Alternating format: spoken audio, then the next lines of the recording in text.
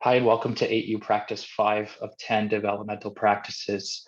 Today we're working on shooting and adding footwork. This has been a evolving skill that we've been working on over the last several practices. As always, we're shooting on 3x3 nets where possible with an 8-foot crease. We are always trying to start with the ball in the player's stick as much as possible in these early practices to breed successful reps and enjoyment in the player. So what we're going to do here in this practice is teach them some basic moves with the stick, with the ball in their stick. So starting with cradling through the pylons all the way down to the other end and taking a shot ideally from their proper floor side. Having a coach standing there guiding them after they get around the last pylon will be helpful in this respect. Also, if possible, two coaches starting at each starting point in the drill. In doing that, we want to make sure that the next person doesn't go until the player in front of them is at the restraining line.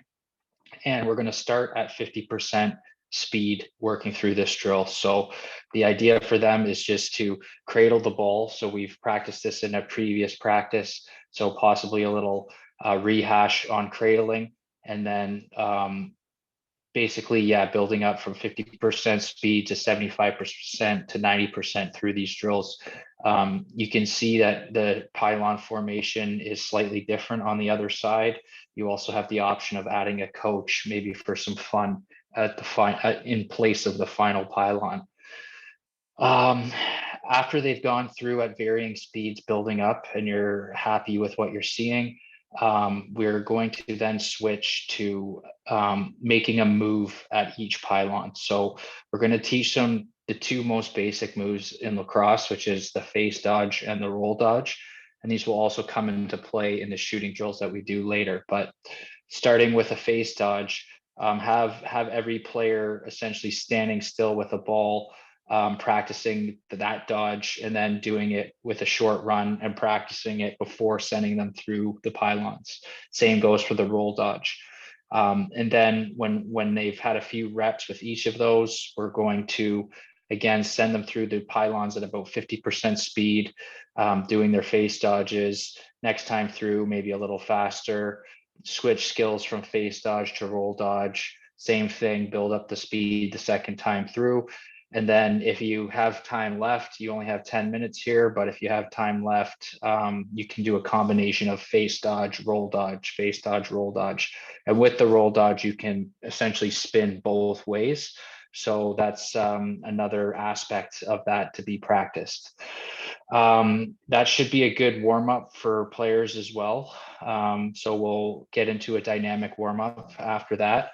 And the coach will lead the group through the stationary dynamic routine, which the notes on that can be found in the notes on the practice. After that stretch, we'll circle up, do our land acknowledgement, and basically tell the players what the focus of the rest of the practice will be, which is essentially shooting. So we've done shooting in the past. We can do like a rehash on some of the different points that we've learned and ask the kids questions, things that they remember.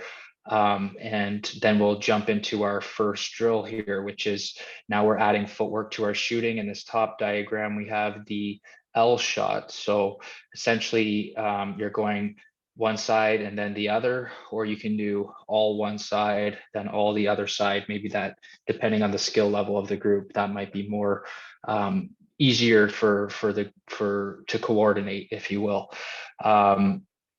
So you may or may not have a goalie. Either way, what they're going to do is they're going to run up, make a hard plant off their outside foot, push into the middle, bring their stick up and into the shooting position, and doing their crow hop and taking a shot from within the prime scoring area. So you can see this is roughly a 45-degree angle off the post. So anywhere inside of there.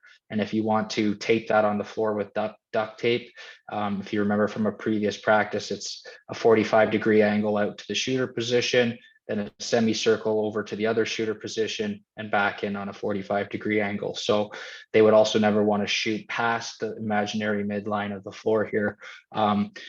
A good thing to do is to mark this out with pylons. So maybe like 5 steps forward, 5 steps in, and then towards the net with the shot. So that's the L shot after about 5 minutes and a little demo at the beginning.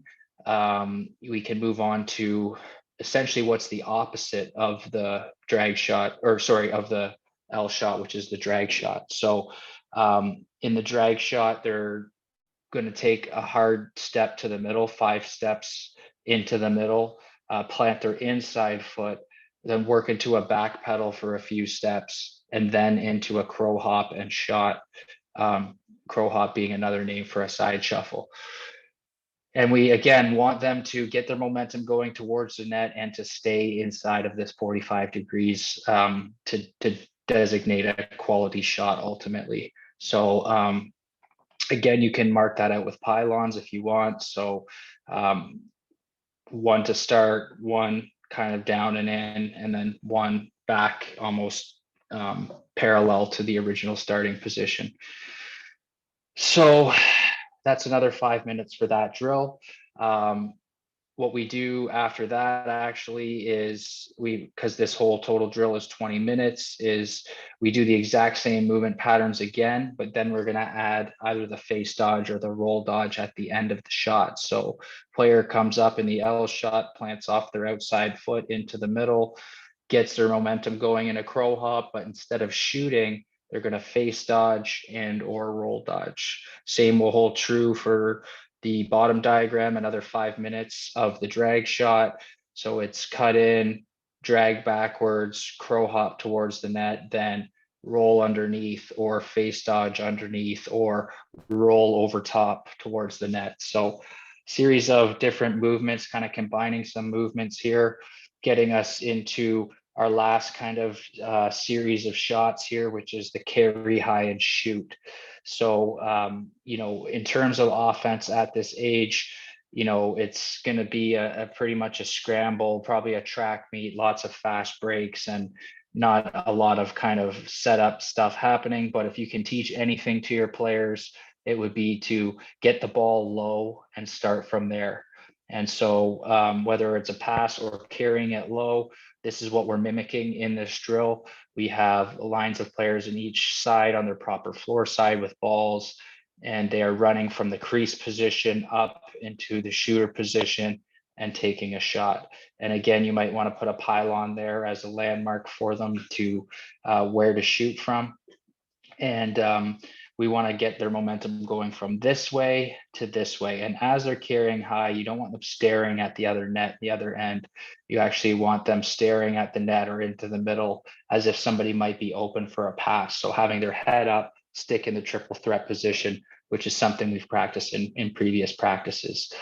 So we can talk about, how to get off a shot quickly and go from a cradle into a shot. So they're cradling as they're seeing the shot. The arms are coming up, planting off their back foot, crow hopping forward for a shot. So about 7 minutes of that. And then again, we're going to add at the very end a dodge after the shot. So a face dodge or a roll dodge. So they'll carry the ball high up to the pylon, let's call it, and then they are face dodging underneath, rolling underneath, or rolling over top and then taking a shot.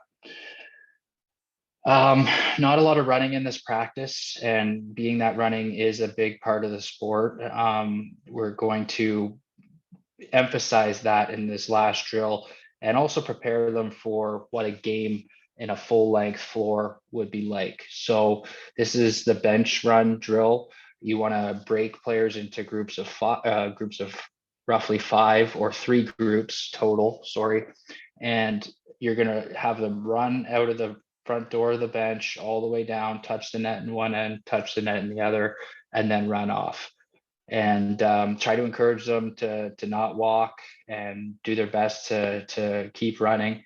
And so there's some good learning in that as well, in terms of what it would feel like at the end of a lacrosse shift.